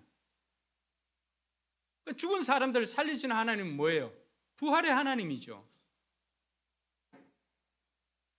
구약에도 이런 하나님이 있었다라고 하는 것을 말해주고 있는 것입니다. 아브라함은 창세기에 나오는 인물이잖아요. 그런데 창세기에도 부활의 하나님이 계시고 출애굽기도 부활의 하나님이 계시다라고 하는 것을 예수님께서 이 사도계파 사람들이 성경에 대해서 제대로 알지를 못하니까 성경을 풀어서 설명을 해주고 있는 것입니다. 여러분, 아브라함이 믿었던 하나님은 어떤 하나님이라고요? 죽은 사람들을 다시 살리시는 하나님, 없는 것을 있게 불러내시는 하나님께서 아브라함이 믿었던 하나님입니다. 여러분, 이러면은 좀 더 아브라함 삶의 퍼즐이 맞아 들어가지 않나요? 우리는 생각할 때 이렇게 100세에 주었던 아들을 어느 날 하나님께서 이삭을 바치라고 하였습니다. 그랬을 때 우리 같으면은 아니 어떻게 그럴 수가 있을까라고 생각했지만 아브라함은 그 명령을 듣고 바로 이른 아침 새벽에 다음 날 길을 떠납니다. 사흘 길을 떠납니다. 사흘 길을 가면서 오만 생각하지 않았을까요? 그런데 아브라함 주저함이 없습니다. 이삭이 올라가면서 묻습니다. 아버지, 번제할 나무는 있는데 번제할 어린 양은 어디 있습니까? 아브라함 속으로 어떻게 생각했을까요? 니다 이놈아 이렇게 했을까요? 가슴이 찢어지지 않겠어요? 근데 아브라함 뭐라고 했어요? 하나님께서 준비해 주실 것이다. 여러분, 우리의 믿음은 믿는 대로 되는 것입니다. 그러니까 하나님께서 어떻게 해주셨어요? 아브라함이 고백한 것처럼, 이것이 아브라함 믿음이었잖아요. 아브라함이 고백한 것처럼 하나님께서 준비해 주셨잖아요. 그래서 하나님께서 여호와의 산에서 준비해 주셨다라고 해서 그곳에 제단을 쌓고 여호와 이르에 하나님께서 준비해 주셨다, 준비하신 하나님이다라고 하는 그 제단의 이름을 붙일 수가 있었던 것입니다. 그러니까 이러니까 퍼즐이 맞아 들어가는 거죠. 아브라함이 믿었던 하나님은 부활의 하나님이었구나라고 하는 것을 알 수가 있습니다.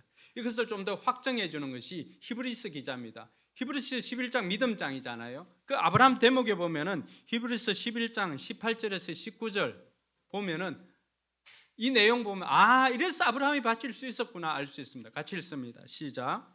일찍이 하나님께서 아브라함에게 말씀하시기를 이삭에게서 내 자손이라 불릴 자손들이 태어날 것이다 하셨습니다. 하나님께서는 이삭을 죽은 사람들 가운데서도 되살릴 수 있다고 아브라함은 생각했던 것입니다. 그러므로 비유하자면 아브라함은 이삭을 죽은 사람들 가운데서 대받은 것입니다.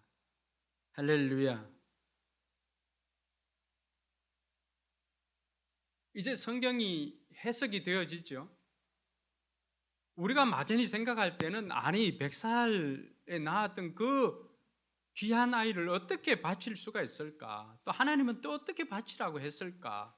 생각하지만 조금도 주저함이 없이 아브라함이 바칠 수 있었던 것은 이런 믿음 때문이었습니다.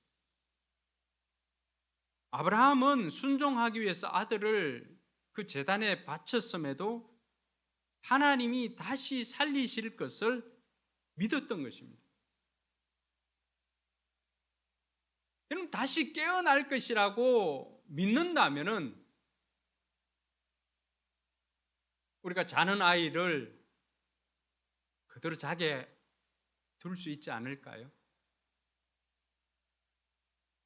예수님께서는 성경에 대해서 부분적으로 알고 있는 사두개파 사람들에게 성경 곳곳에 너희들이 믿었던, 너희들이 믿고 있는 그 모세오경에도 성경 곳곳에 이 부활의 하나님이 존재하고 계시다라고 하는 것을 증거해 주고 있는 것입니다. 이것이 아브라함이 가지고 있었던 부활 신앙이었습니다. 여러분, 이 부활 신앙을 가지고 있으니까 삶이 달라지는 것입니다. 더욱더 담대해질 수가 있는 것입니다. 그러니까 아브라함은 자신의 삶을 하나님 나라를 위해서 기꺼이 헌신하면서 살아갈 수가 있었던 것입니다. 저는 오늘 이 말씀을 듣는 우리 모든 성도들이 이 부활 신앙으로 무장할 수 있기를 주님의 이름으로 축원합니다. 마지막으로 세 번째, 하나님께서, 예수님께서 직접 가르쳐 주신 예수님의 부활 레슨은 하나님의 능력을 신뢰하라는 것입니다. 이들이 어디에서부터 이렇게 오해가 시작되었습니까? 성경을 알지 못했고 하나는 하나님의 능력을 알지 못했기 때문이라고 하죠. 그러니까 예수님께서는 그들이 하고 있는 그 오해의 시작점에서 풀어주고 있는 것입니다. 이해를 할 수 있도록. 하나님의 능력을 믿지 못했기 때문에 오해가 생겼다고 생각하니까 하나님의 능력을 신뢰할 수 있도록 하나님의 능력에 대해서 설명을 해주는 것입니다. 부활을 불신하는 사람은 하나님을 불신하는 사람이라고 할 수가 있습니다. 하나님 믿지 않으니까 하나님 능력을 믿지 않습니다. 하나님 능력을 믿지 않으니까 하나님 앞에 엎드리지를 않는 것입니다.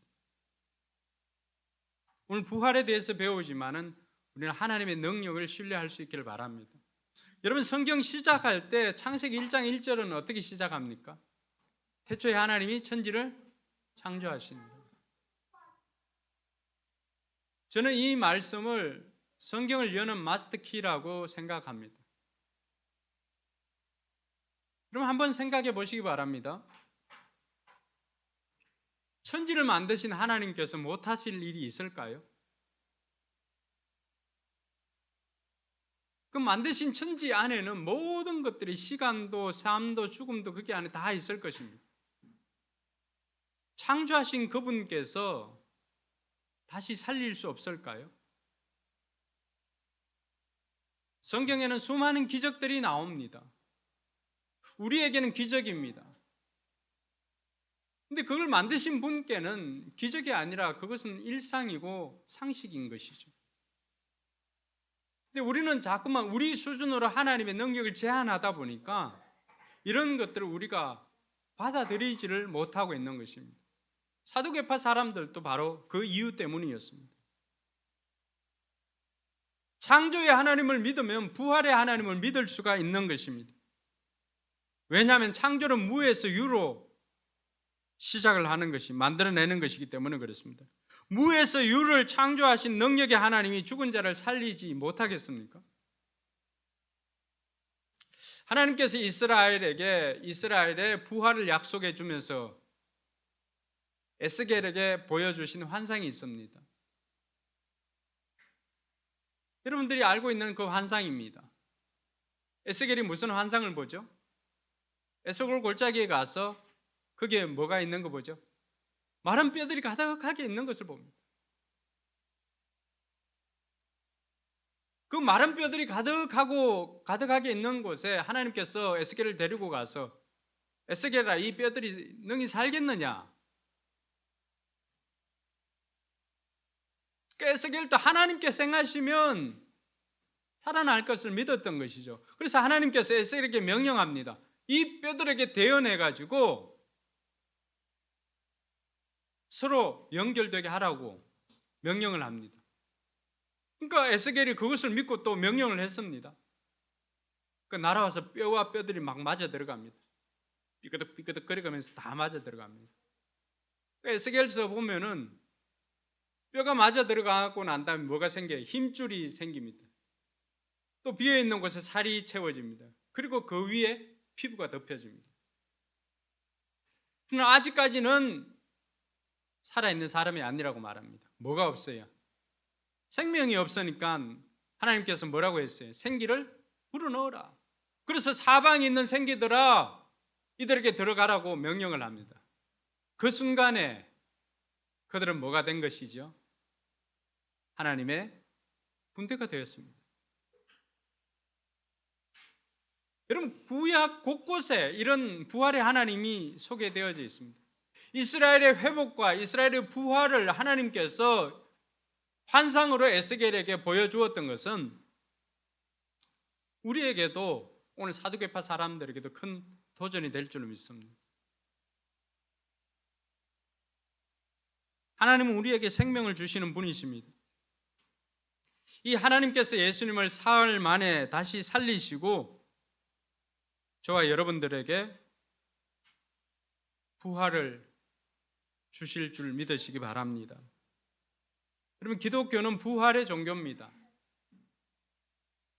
바울은 이 부활이 없으면 우리가 믿는 것도 헛것이고 다 헛것이라고 말합니다. 그러니까 부활은 우리에게 어떤 것입니까? 서고 넘어짐의 진리가 되는 것이 부활입니다. 다른 기독교와 다른 종교들과의 차별성이 뭘까요? 부활입니다. 그 어떤 곳에서도 이 부활을 말하고 있는 종교는 없습니다. 그래서 이 부활이야말로 우리가 붙잡아야 할 차별화된 신앙이고, 이 부활 신앙이야말로 우리로 하여금 이 세상 가운데서 차별화되며 살아갈 수 있게 만드는 것이라고 할 수가 있습니다. 그래서 바울은 고린도전서 15장 12절에서 14절에 이 부활이 얼마나 우리에게 소중한 것인가를 말해줍니다. 혹시 말씀 준비되어 있나요? 같이 읽습니다. 죽은 사람이 부활이 없다면, 여기서부터 시작. 그리스도께서 죽은 사람 가운데서 살아나셨다고 우리가 전파하는데 어찌하여 여러분 가운데 들어는 죽은 사람의 부활이 없다고 말합니까? 죽은 사람의 부활이 없다면 그리스도께서도 살아나지 못하셨을 것입니다. 그리스도께서 살아나지 않으셨다면 우리의 선포도 헛되고 여러분의 믿음도 헛될 것입니다. 부활이 없다면 우리의 믿음도 우리의 선포하는 것도 헛될 것이다 라고 말합니다. 여러분, 사두개파 사람들뿐만이 아니라 초대교회 바울이 활동했던 그 당시에도 여전히 부활을 믿지 못한 사람들이 있었다라고 하는 걸 알 수가 있죠. 우리 교회도 마찬가지입니다. 진짜 우리가 부활할까, 다시 살아날 수 있을까라고 생각한 사람들도 있을 것입니다. 예수님께서는 성경도 하나님의 능력도 알지 못하기 때문에 너희가 크게 잘못 생각하고 있다라고 가르쳐주고 있습니다. 그 부활의 주인공 되신 예수님께서 뭐라고 말씀하십니까? 부활은 있다라고 가르쳐주고 있습니다. 우리는 하나님의 능력을 내 경험과 이성에 제한하고 있지는 않습니까? 부활은 죽음 이후만을 위한 신앙이 아니라 오늘의 선택, 소망, 두려움을 바꾸는 힘인 줄 믿으시기 바랍니다. 그래서 부활 신앙으로 무장하여서 두려움 없이 담대함으로 살아가는 우리 포커스 공동체가 되기를 주님의 이름으로 축원합니다. 기도하겠습니다. 오늘 말씀을 생각하면서 하나님께서 여러분들에게 주시는 음성이 어떤 것인가를 생각해 보시기 바랍니다. 예수님께서 직접적으로 부활에 대해서 가르쳐 주셨습니다. 자신이 친히 부활하셨고, 그래서 부활은 전혀 다른 차원의 세상인 것을 말해줍니다. 그리고 성경 곳곳이 부활을 증거하고 있습니다. 하나님의 능력은, 하나님은 부활의 하나님이십니다.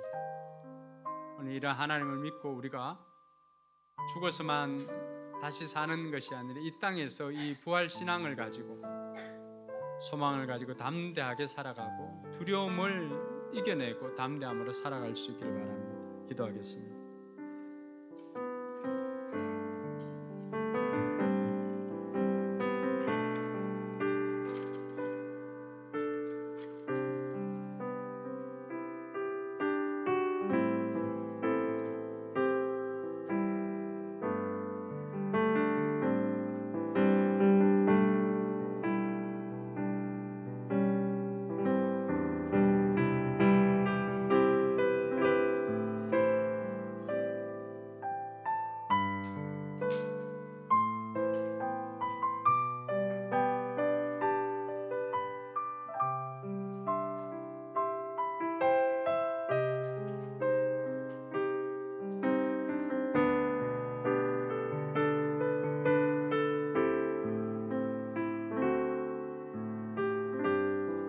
하나님 아버지 은혜 감사합니다. 우리 포커스 성도들이 이 부활 신앙으로 무장해서 담대함으로 살아가게 하여 주시고, 이 땅의 삶이 다가 아니라 우리가 부활해서 살아가는 세상이 있음을 깨닫고 영원히 살아갈 그 세상을 준비하는 우리 성도들 되게 하여 주시옵소서. 감사드리며 예수님 이름으로 기도드리옵나이다. 아멘. 우리 자리에 일어나서 이 부활의 주님을 찬양하도록 하겠습니다.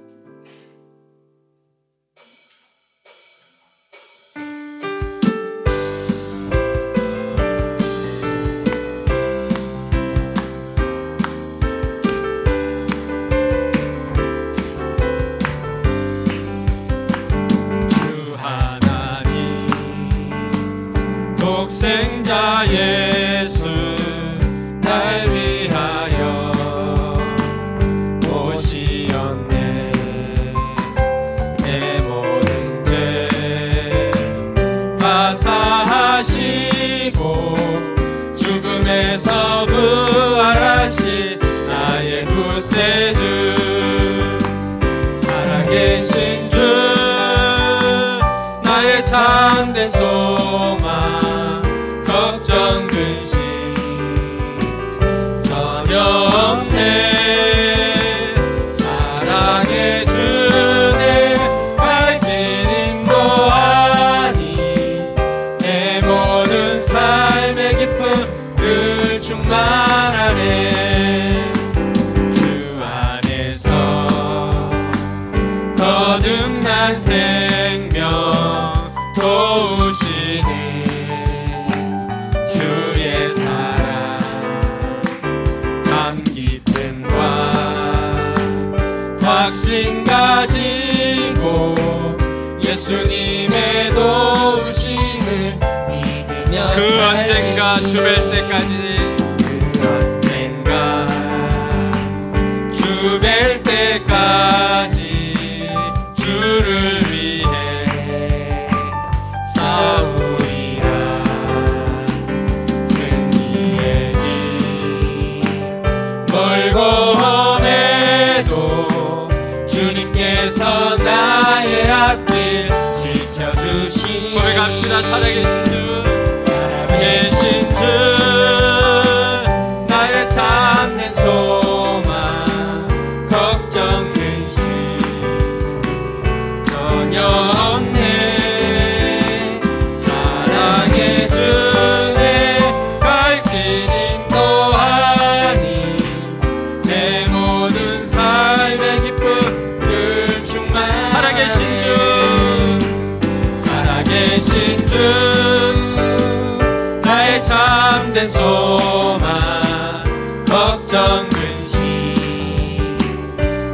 없네. 사랑의 주내 갈 길 인도하니 내 모든 삶의 기쁨 늘 충만하네. 할렐루야. 이제는 우리 구주 예수 그리스도의 은혜와 하나님의 무한하신 사랑과 성령 하나님의 교통하심이 부활신앙으로 무장하여서 담대하게 살기로 소망하는 우리 모든 성도들 머리 위에와 저들의 삶과 우리 교회 위에 이제로부터 영원토록 함께 있을지어다. 아멘.